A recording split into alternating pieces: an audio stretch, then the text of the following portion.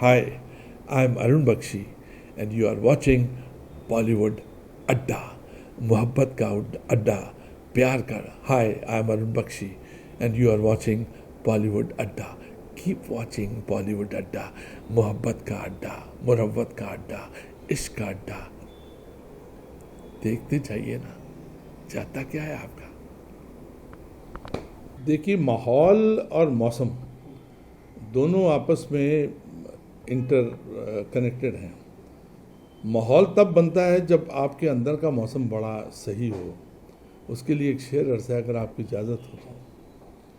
बोले, जैसा दर्द हो वैसा मंजर होता है, जैसा दर्द हो वैसा मंजर होता है, मौसम तो इंसान के अंदर होता है. अगर आपके अंदर का मौसम करेक्ट है, फ़कीरी मोड में है, जैसा कि आप चाहते हैं, तो आपको माहौल भी वैसा मिलता है, वो सोच भी वैसी मिलती है.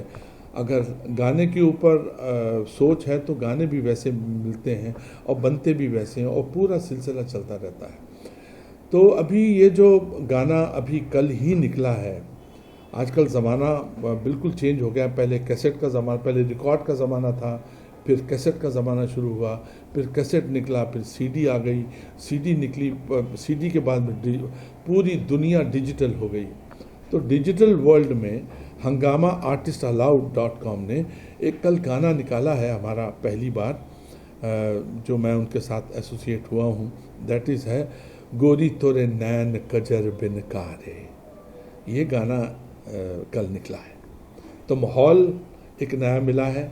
मेरा अंदर का मौसम वैसे ही फ़कीरी वाला है, तो मुझे माहौल का कोई प्रॉब्लम नहीं है. माहौल बहुत अच्छा है. अरुण सर, देखा गया है कि अब तक जितने भी पॉप हिट और सॉन्ग आते हैं वो ज़्यादा रुकते नहीं हैं, लेकिन मौसीकी से जुड़े हुए या सूफी अंदाज से जुड़े हुए जो भी सॉन्ग आता है वो लाइफ टाइम ऑडियंस याद करती है और हुक लाइन उनकी हमेशा जुबान पे रहती है. या देखिए ना, ये बाबा बुल्ले शाह, ग़ुलाम फ़रीद, अमीर खुसरो, बाबा नानक जी, ये 15वीं-16वीं शताब्दी की विचारधारा से शुरू हुआ है और सब लोग उसी विचारधारा में, उसी वक्त कबीर, जितने भी महान विचारक थे वो उसी इरा में, उसी युग में पैदा हुए हैं और उन्होंने मिल के अगले 500-700 साल को कितना रंगीन बना दिया है.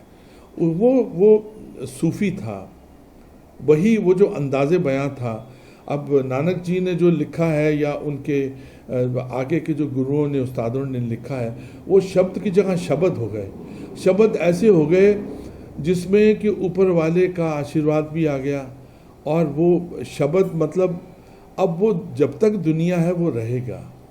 तो वो विचारधारा जो है वो जैसे लाइक नानक फिक्का बोल से तन मन फिक्का होवे, कि नानक जी बोलते हैं कि फीका बोलने से आपका तन मन और आत्मा जो है फीकी हो जाती है. अब ये जो एक्सप्रेशन है ये तो रेलेवेंस है जब तक दुनिया रहेगी. देश के साथ में अगर फीका ना बोले, अच्छा बोले, तो नानक फिक्का बोले से तन मन फिक्का होवे. ग़ुलाम फ़रीद बोलते हैं, अपना बाबा बुल्ले शाह बोलते हैं, आशिक होयो रब दा तिन होई मलामत लाख, आशिक होयो रब दा तिन होई मलामत लाख, तेनू काफर काफर आख दे तू आहो आहो आख. अब ये जो एक्सप्रेशन है सालों साल से, 500-700 साल से चले आ रहे हैं. अगर आज भी गाएंगे, हम गाएंगे, उसके बाद एक और पीढ़ी आएगी वो गाएंगे, ये सिलसिला चलता रहेगा. वो टिकेंगे क्योंकि उस पे ऊपर वाले की बाकायदा आशीर्वाद है, ब्लेसिंग है. सर, सुनहरे अक्षरों को जब किसी धुन में पिरोया जाता है, एक अलग ही मिजाज निकल के आता है, एक अलग ही रुतबा निकल के आता है. और कितना आसान होता है और कितना मुश्किल होता है. आप एक्टर भी हैं, आप कंपोजर भी हैं, आप सिंगर भी हैं, और ये तीनों चीज़ों को निभाना भी बड़ा मुश्किल होता है एक पर्सनालिटी के लिए. कितना मतलब मैं आपको बताऊं कि मैं सोचता हूं, मैं उस फैमिली से बिलोंग करता हूं. मैं सोचता हूं इसमें कोई मेरा बड़प्पन नहीं है, ये मेरी सोच है, इंडिपेंडेंट सोच है. मेरी वो सोच है कि जिस ज़माने में के.एल. सहगल साहब हुआ करते थे, के.एल. सहगल साहब, वो उस ज़माने के 30s के 40s के सिंगर भी थे, एक्टर भी थे. उसके बाद एक ऐसी खुशबू आई जिसने अपनी पूरी दुनिया को महका दिया. वो थे ग्रेट किशोर साहब. वो भी एक्टर सिंगर थे. फिर साउथ में एक SP बाला सुब्रमण्यम है, वो भी एक्टर सिंगर है। मुझे लगता है कि मैं इस परिवार का एक छोटा सा सदस्य हूँ। मैंने कोई ज़्यादा गाने नहीं गाए, मैं 312-15 गाने गाए हैं, दैट्स इट। और एक्टिंग में 1000, 100, 125, 150 फिल्में की हैं। तो मैं समझता हूँ मैं इस फैमिली का एक मेंबर हूँ। और मैंने काफ़ी साल पहले सोचा था कि मुझे एक्टिंग ही करनी है या क्या करना है। तो एक 5 मिनट मैं अपनी आत्मा के साथ बैठा तो मुझे अंदर से जवाब आया कि आप एक्टिंग सिंगिंग कर लो। तो मैं उस चीज़ को बड़े ही प्यार से मैं उसको एंजॉय कर रहा हूँ। और एंजॉय करने के साथ साथ में आप देखिए ऊपर वाला भी बरकत डालता है, बरकत के साथ में लोग बहुत प्यार से मोहब्बत से मेरा काम देखते हैं और सुनते हैं। अरुण सर, जब एक एक्टर और सिंगर की दोनों अलग अलग पर्सनालिटी होती है और दोनों को अलग ही ऑडियंस मिली होती है, आपका ये गाना कल रिलीज़ हुआ है, किस तरह का रिस्पांस आपको अब तक मिला है, क्योंकि एज एक्टर भी एज ए सिंगर भी?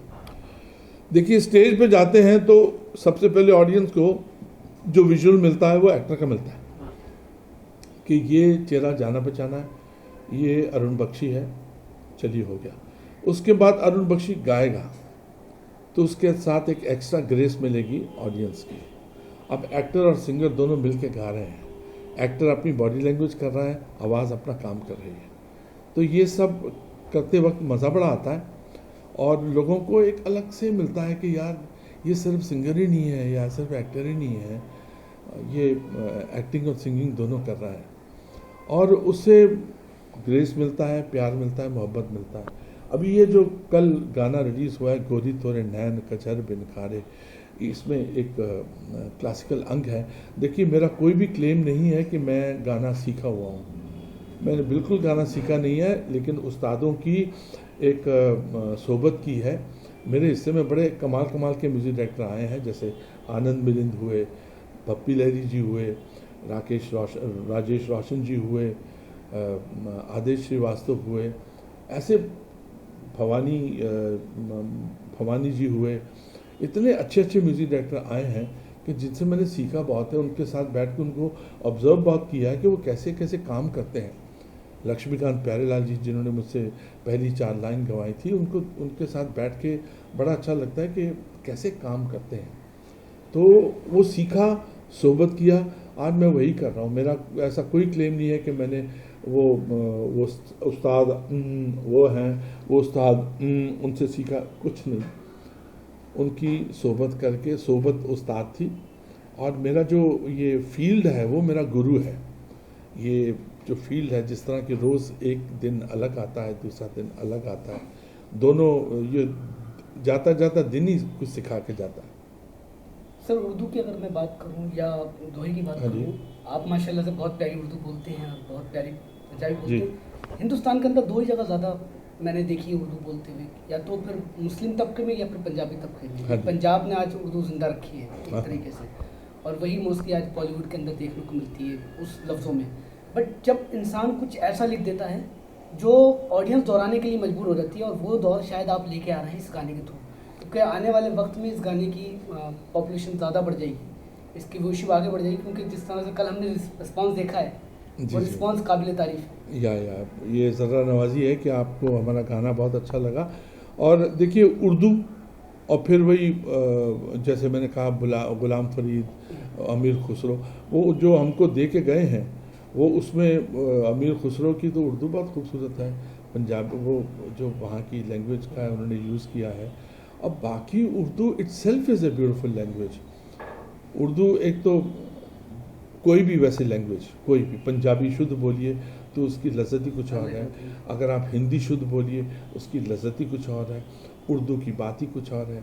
तो ये सब लैंग्वेज को अगर आप इज़्ज़त से, प्यार से, मोहब्बत से बोलते हैं तो उसकी बात ही कुछ और होती है। सर, इस गाने का जो हुक लाइन है आपके पॉइंट ऑफ व्यू से, मतलब ये किस तरह से क्रिएट किया गया, किस थॉट, क्या कितना वक्त लगा आपको इसमें पूरा तराशने में? ये देखिए, ये बेसिकली एक ठुमरी है जो कि बहुत सालों से भांति स्तर के जो सिंगर्स हैं उन्होंने इसको गाया हुआ है। और मेरा जो कैरेक्टर था दशरथ त्रिपाठी का, इश्क का रंग सफ़ेद, उस कैरेक्टर में मैंने मुझे स्क्रिप्ट ने कहा, प्रोड्यूसर्स ने कहा कि इसमें आपको कुछ ऐसा डालना है जिससे कि ये कैरेक्टर जो है दशरथ त्रिपाठी का और रंगीला बन जाए। तो फिर मैंने काफ़ी खोजबीन की, तो 2-3 मैंने ठुमरियाँ निकाली। उसमें एक ये था कि गोरी तोरे नैन कजर बिन कारे, उसमें मैं जो फीमेल प्रोटैगनिस्ट है उनकी तारीफ़ कर रहा हूँ, उसकी आंखें बहुत खूबसूरत हैं और वो पंडित है, महापंडित है, अय्याश भी है, विलेन भी है, लोग समझते हैं पॉजिटिव है, बड़ा कमाल का कैरेक्टर था। तो उसमें ये गोली तोरे नैन कजर बिन कारे। तो दूसरा जो ठुमरी लगाई थी उसमें तोरे बिन लागे न मोरा छिया, कभी कभी गाई छुआ चला गया, गाया छुआ चला गया, यू नो। फिर मैंने 1.5-2 साल गाना नहीं गा पाया because of Dashrath Tripathi role, और मैं उसमें ऐसा रुच गया था, मुझे बड़ा अच्छा लग रहा था वो काम करना, मैं कर नहीं पाया। मेरे ये था, फिर मेरी फ्रस्ट्रेशन थी कि मैं गाया, ये ऊपर वाले की विधा है जो मुझे प्रेजेंट में दी गई है, तो आई थिंक मुझे गाना चाहिए। अभी 4 महीने से वो जो हमारा सीरियल है वो ओवर हुआ, तो उसके बाद 4 महीने के बाद आप देख लीजिए, अभी जाकर मैंने ये पहला गाना आया है। काफ़ी गाने गाऊंगा क्योंकि अभी मुझे किसी से पूछना नहीं कि मैं ये गाना बनाऊं या ये करूं, आप क्या बोलते हैं, मुझे पता है आज का ज़माना बदला है और उसमें जो मेरा दिल कहेगा मैं गाऊंगा। मेरे अंदर है, ऊपर वाले ने कंपोजिंग दी है और बाकी जो है बाकी फोर्सेस काम करती हैं, मेरी हेल्प करती हैं, मेरे गाने की हेल्प करती हैं। मेरी इसमें टीम बहुत अच्छी थी जो कि इस गाने में मेरे साथ चली।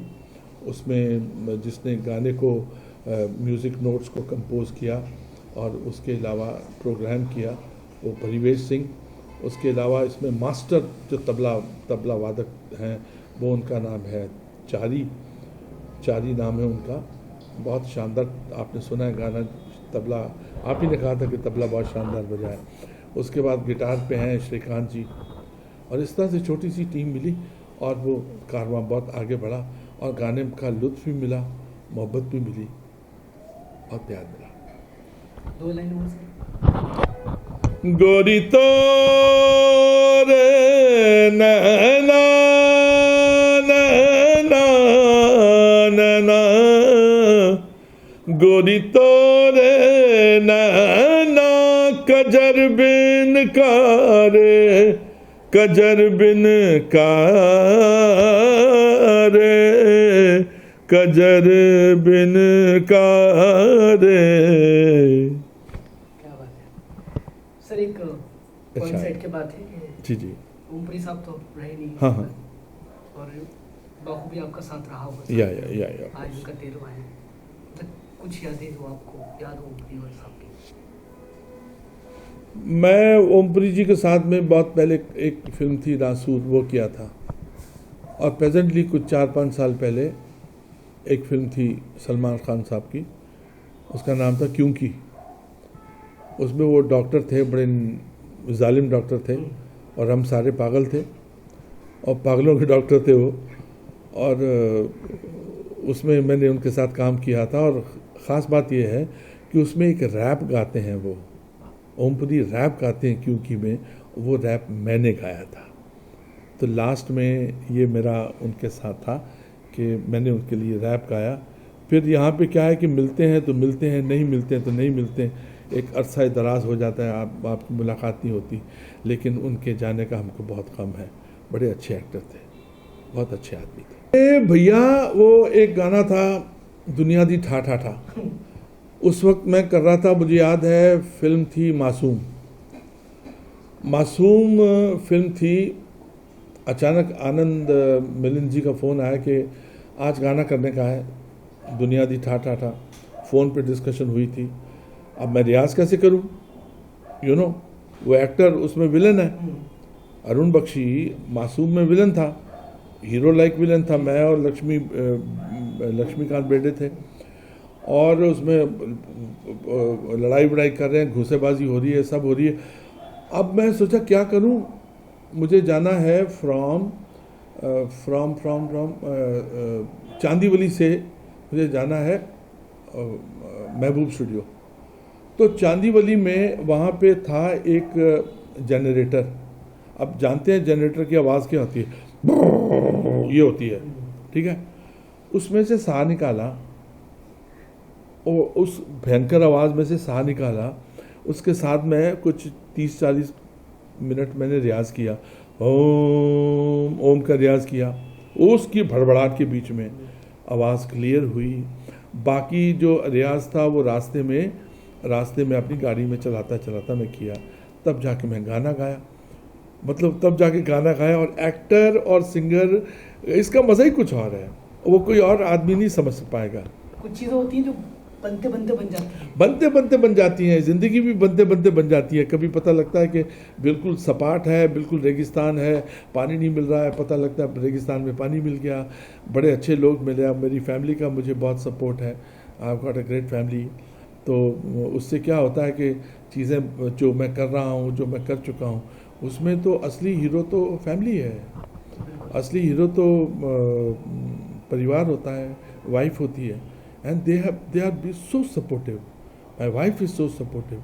तभी मैं गा पाता हूँ, क्योंकि मुझे पता है कि मुझे और चिंता करने की ज़रूरत नहीं है। वाइफ कहती जा भाई गाना गा के आओ भाई, जाओ जाओ गाओ, फिक्र मत कीजिए। और इसीलिए परिवार में एक पावर मिलती है। My little daughter she gives me power, मेरा बेटा मुझे पावर देता है, तभी जाके मैं गा पाता हूँ। इतना डिफ़िकल्ट काम होता है और हंस के काम करके आ जाते हैं। That's a life, it's life. Competition आज भी है, कंपटीशन उस वक्त भी हुआ, और लेकिन आज के कंपटीशन में मज़ा आ रहा है। आज के कंपटीशन में मज़ा इसलिए आ रहा है क्योंकि मैं सेकंड इनिंग में आया हूँ और उनकी फर्स्ट इनिंग है। अब उनकी फर्स्ट इनिंग है और मैं सेकंड इनिंग में हूँ, तो उनके साथ में उनकी आवाज़ें बड़ी कमाल है, उनका रियाज बड़ा कमाल है, उनका जोश बड़ा कमाल है। मेरा जोश भी कम नहीं, मेरा पैशन भी कम नहीं है। मैं भी अपना रियाज करता हूँ और मज़ा आता है कि अब मेरा कोई कंपटीशन ही नहीं, क्योंकि I love them. Generation next को मैं उनको इनकरेज करता हूँ, always I make sure encourage करता हूँ। और मेरे अच्छे दोस्त हैं वो जो जनरेशन है, और उससे कि गिव एंड टेक में चलते चलते it's life is so beautiful. उनका अच्छा गाते हैं या अच्छी एक्टिंग करते हैं, मैं और बढ़ावा देता हूँ, इसमें थोड़ा सा भैया ये भी ऐड कर लो और अच्छा हो जाएगा। मुझे लालच ये है कि उनके साथ एज एन एक्टर काम कर रहा हूँ, तो जो लेवल है एक्टिंग का यहाँ पे जाना चाहिए, जो हमने उस्तादों से देखा है। और जब सिंगिंग कर रहे हैं तो फिर ये होता है कि यार आप बहुत अच्छा गा रहे हो और अच्छा गाइए, ताकि वो एक लेवल सेट कर देगा या कर देगी, तो मैं भी फिर अपना लेवल सेट करके यहाँ तक आऊँगा। जब तक वो सीन या गाना अच्छा नहीं होगा, दुनिया पसंद सिंगर है वो एक जगह बना लेते हैं, और फिर उससे पहले नोबडी अंडरस्टैंड्स के उसके लिए कितना रियाज, कितना ये वो। क्या है कि अगर आपका शरीर अच्छा है तो अंदर से आवाज़ निकलेगी, अगर आपका शरीर ठीक नहीं है, गला ठीक नहीं है, तो आवाज़ कैसे निकलेगी। लेकिन वो सब करना पड़ता है, करना भी चाहिए और करना चाहिए। मैं शायद कम करता हूँ, मुझे और करना चाहिए, ताकि मुझे वो जनरेशन के साथ में मिल के बहुत आगे का फ्यूचर में बहुत बढ़िया काम करने का। अगर गाने की बात करूँ तो अभी तक आपके जितने दोस्त हैं बॉलीवुड इंडस्ट्री के, किस ने सुनकर आपकी तारीफ की और किसने रिएक्शन दिया इस गाने की? जी जी। ये गाने में मुझे कुछ अद्भुत सी चीज़ें हो रही हैं, अद्भुत हो रही हैं। एक तो इसमें मेरे जो फेसबुक फ्रेंड्स हैं उसमें दूर दूर से लोग, एक इंटरनेशनल पेंटर हैं और उन्होंने एक बड़ा अच्छा कॉम्प्लीमेंट दिया था। उनका नाम सिमरत है, Simrat Jandu from Delhi. She is a international painter. She said sir इसको बार बार सुनने का मन करता है आपका गाना जो है। फिर उसके बाद एक पुराना मित्र जो कि one of the best singer है और हमारे हिंदुस्तान की शान है, दलेर मेहदी, उनका एक वॉइस मैसेज आया था कि पाजी एक गोरी तोरे नैन कजर बिन कारे, बहुत अच्छा गाया आपने, बहुत अच्छा हुआ। ये अच्छे रिएक्शंस जो हैं इन्हीं की वजह से जो सिंगर है वो बहुत अच्छा गा पाता है, या एक्टर जो है बहुत अच्छा काम कर पाता है। एक प्ले में लाइन थी, हमारे प्ले में इप्टा का एक प्ले था, उसमें लाइन थी कि सामने वाले की फ़ौरन तारीफ़ कर देनी चाहिए, सामने वाले की फ़ौरन तारीफ़ कर देनी चाहिए जो अच्छा काम करता है, नहीं तो वो ज़्यादा दिन तक अच्छा काम नहीं कर पाएगा। मैं आई थिंक दुनिया के साथ करता हूँ और दुनिया भी मेरे साथ ऐसे ही करती है। इस गाने में बहुत ही कमाल के रिएक्शन मिले हैं और जो हंगामा की टीम है, सोमनी पॉल हुए, उनके जो टीम है, जया, निधि और तरंग जो हैं, उनका जोश बड़ा कमाल है जिस हिसाब से वो गाने को लेके जा रहे हैं। सलाम प्रदान। सर, आपके जो फैंस हैं उससे क्या कहना चाहेंगे गाने को लेकर आप? देखिए, धीरे धीरे पता लग रहा है कि जो फैंस हैं, जब कलाकार बिल्कुल राख हो जाता है, ख़त्म हो जाता है, तो ये जो कलाकार का काम है एज ए सिंगर या एज एन एक्टर, और उसकी जो गुडविल है वही उसका साथ देती है। और ये जो फैंस हैं वो आपको प्यार देते हैं, मोहब्बत देते हैं, मुरव्वत देते हैं, आपको दोबारा से खड़ा करते हैं और उसमें दुआओं का तड़का डाल देते हैं आपकी आवाज़ में, आपकी एक्टिंग में, तभी जाके आप अच्छा काम कर पाते हो। Fans, I love you. Facebook के ऊपर जो गिव एंड टेक होता है, मेरा नमस्कार है ऐसे दोस्तों को जो कि बहुत ही प्यार देते हैं। God bless you. Thanks a lot.